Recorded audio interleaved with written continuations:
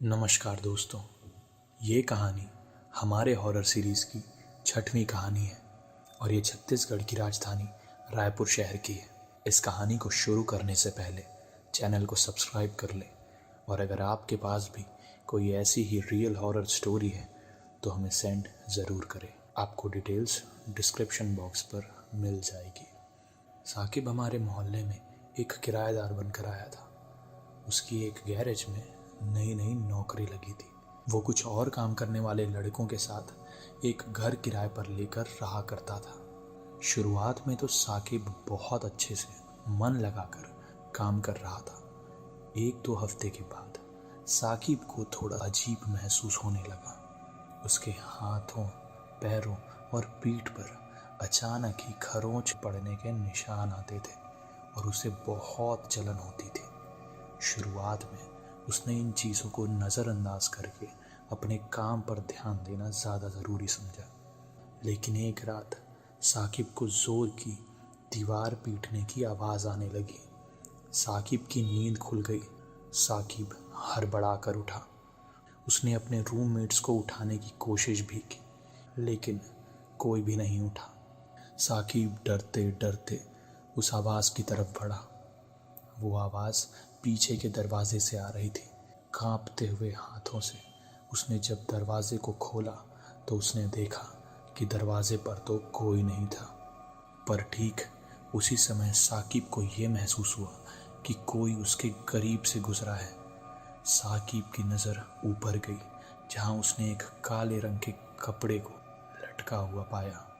वो वापस अपने बिस्तर पर आ गया और रात भर इस बात को सोचने लगा। दिन बीतने लगे।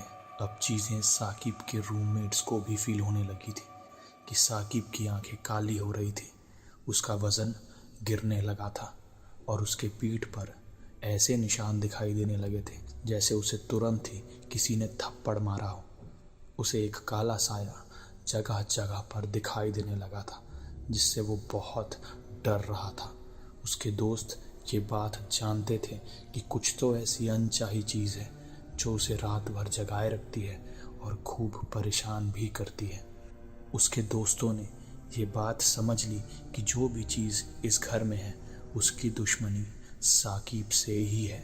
साकिब ने अपने मोहल्ले के खास लोगों से इस बात को बताने की कोशिश की तो उन्होंने एक तांत्रिक से मिलने को कहा।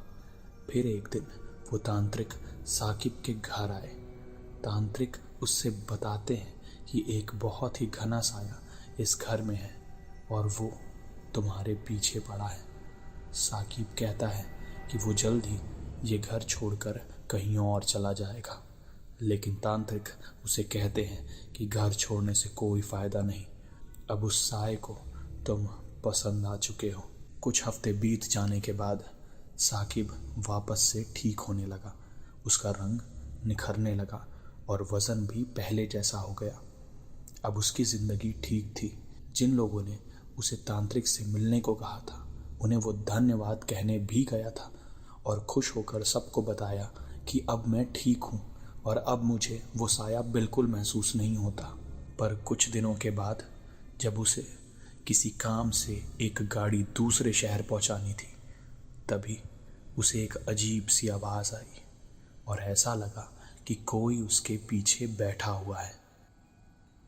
जब साकिब ने हिम्मत करके मिरर में पीछे देखने की कोशिश की तो वह उसे देखता ही रह गया।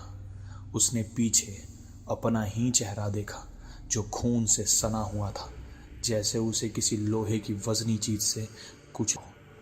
उसकी एक आंख बाहर लटक रही थी। तभी उसने एक आवाज दी, साकिब आगे देख।